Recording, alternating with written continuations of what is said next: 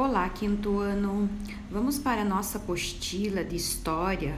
Vamos dar continuidade ao conteúdo que a gente começou a ver sobre patrimônios, né? Patrimônios culturais, materiais e imateriais. Então, o que é um patrimônio cultural? É o conjunto de bens, de objetos, documentos, monumentos, de crenças, práticas e saberes que preservam a memória e a identidade e a história de povos e de lugares. Nós vamos estudar que existem dois tipos de patrimônios culturais: o patrimônio cultural material e o patrimônio cultural imaterial. Primeiro, nós vamos estudar os patrimônios culturais materiais. O que é? Um patrimônio cultural material, ele se caracteriza por aquilo que pode ser tocado, que pode ser pegado, pois existe concretamente, materialmente. Então, são exemplos disso: as construções históricas, as paisagens naturais, os sítios arqueológicos, as cartas, os objetos de coleções privadas ou de museus, as diversas obras de arte, como pinturas, esculturas, cinemas, fotografias e muito mais. Então, ele é um patrimônio cultural material.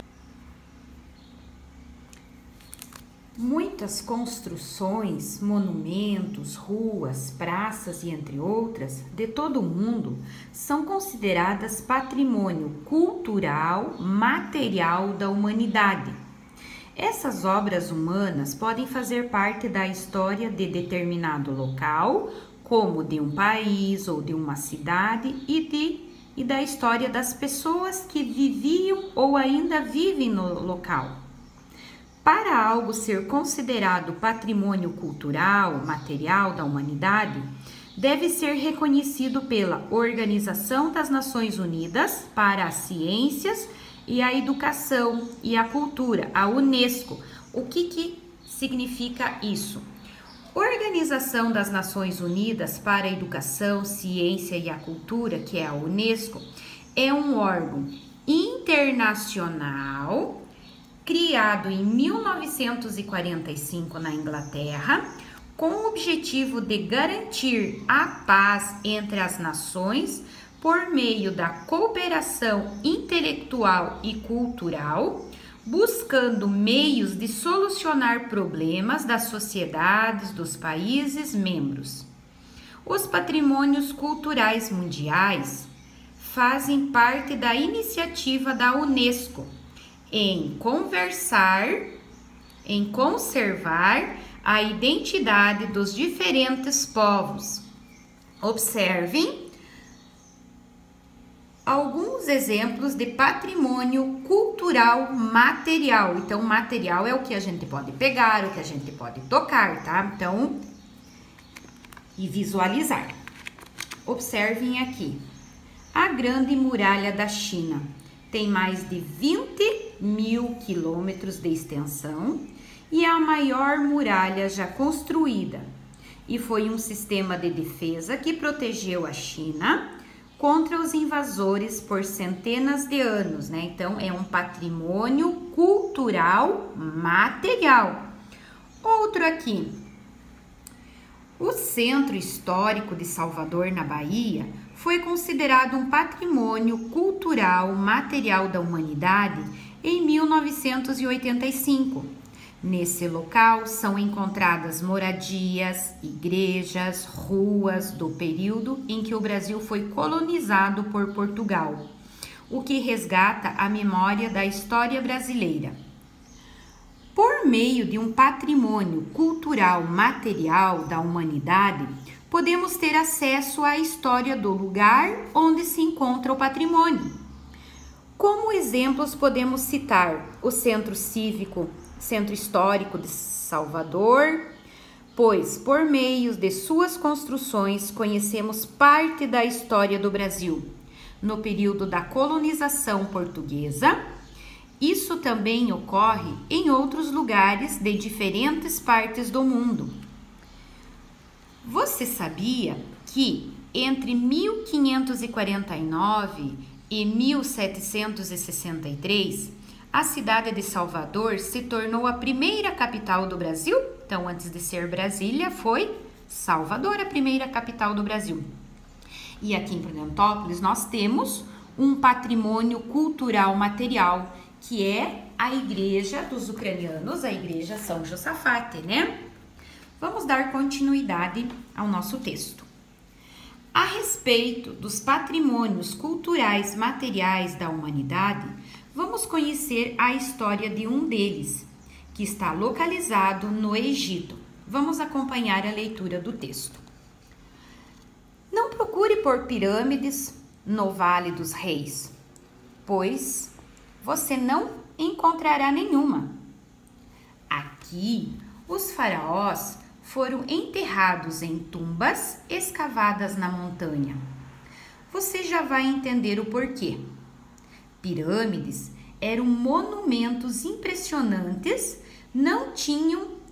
mas tinham o inconveniente de poderem ser avistadas de muito longe. Ora, dentro delas ficavam a múmia do faraó e principalmente todos os seus tesouros, que atraíam ladrões.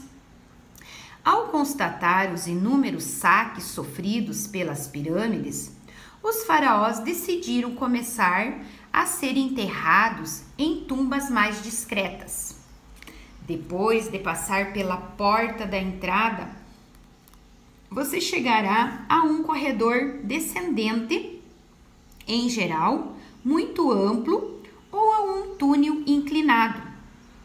As paredes são cobertas de desenhos que representam o faraó perante os deuses funerários. De acordo com a leitura do texto, responda as questões. Identifique os locais mencionados e escreva o nome deles nas imagens correspondentes. Então, aqui nessa primeira imagem, o que nós vemos aqui? Nós vemos as pirâmides. Então, aqui nós vemos as pirâmides. E aqui nós vemos o Vale dos Reis, né? Vale dos Reis. Qual era a finalidade nesses locais? Quais eram as finalidades? Eram enterrar os faraós e seus membros, né? Os membros e seus membros.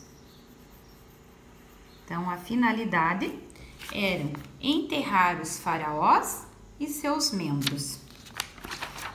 Página 14. Os egípcios que habitavam as margens do Nilo dependiam das épocas de chuva para sobreviver, as quais faziam o rio transbordar.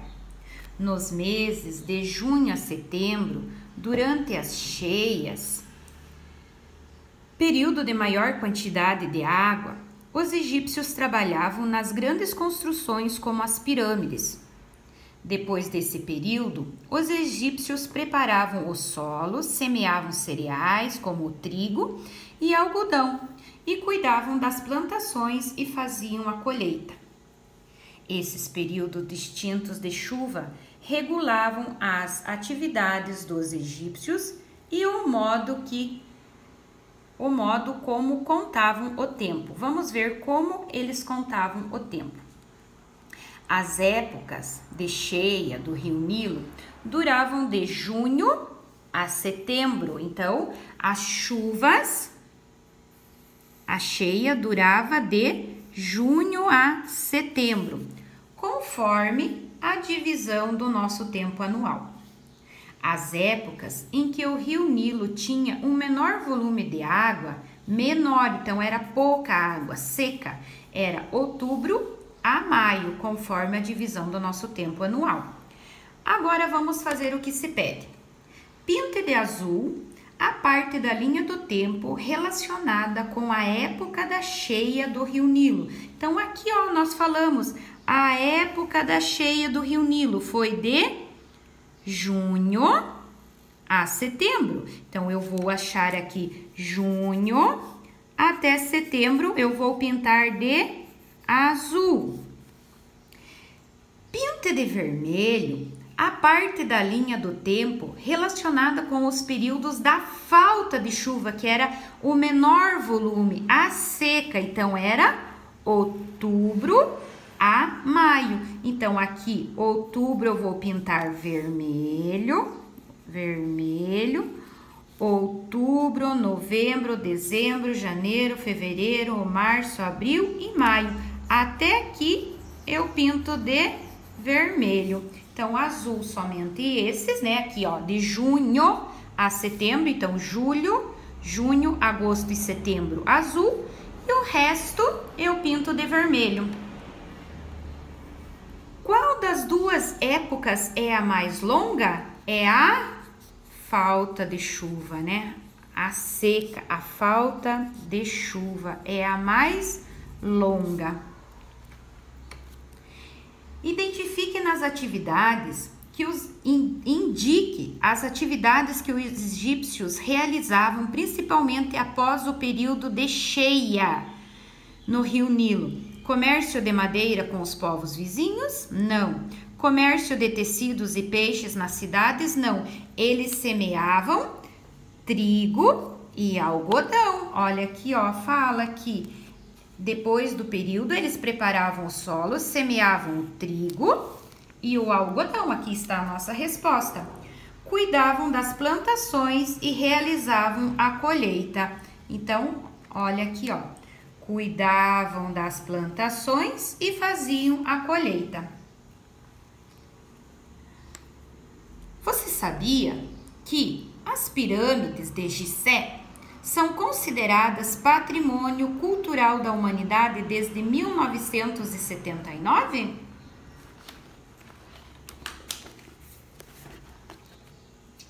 Os patrimônios culturais materiais podem ser considerados patrimônios culturais da humanidade quando são importantes não apenas para o local de origem, mas para todo mundo, tá? Não só porque existe lá para aquele local que vai ser, tem que ser para o mundo todo, que é patrimônio cultural da humanidade. Já sabemos que os patrimônios culturais materiais nos possibilitam conhecer a história de um lugar e das pessoas que nele vivem ou viviam. Além da cultura local, pensando nisso, vamos conhecer outros exemplos de patrimônios culturais. Localizada na província da Santa Cruz, na Patagônia, na Argentina, há uma caverna conhecida como Caverna das Mãos. Nesse lugar foram encontradas pinturas feitas há mais de 9.000 anos por indígenas que habitavam na região.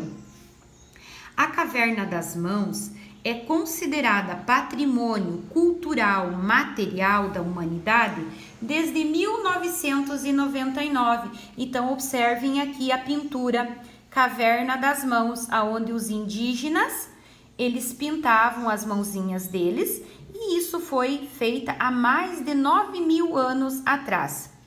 E a outra, que é o patrimônio cultural material da humanidade, é a pintura do Leonardo da Vinci, que pintou A Última Ceia.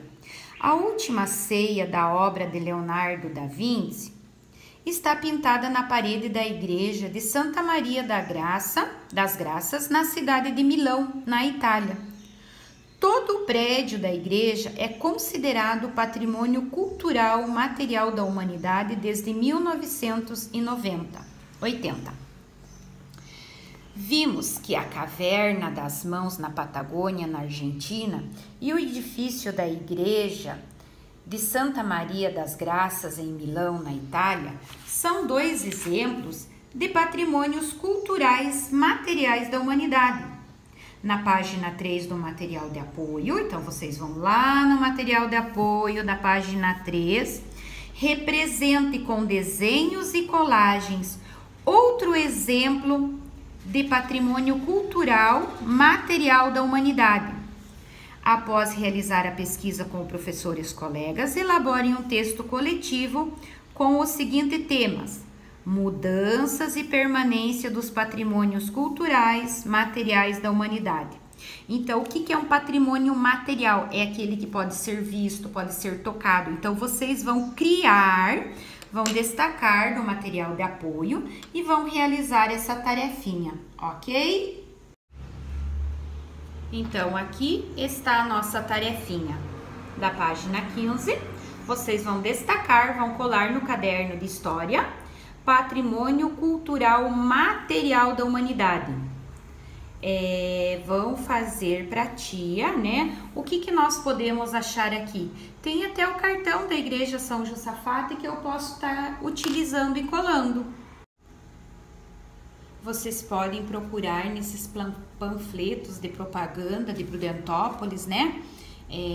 Daqueles banners, propaganda sobre as cachoeiras, os guia turístico, né, para os turistas que vêm. Então olhem aqui, ó, a Igreja São Josafate é um patrimônio cultural material, ok? Então vocês podem estar colando a nossa igreja. Beijos e até a nossa próxima aulinha.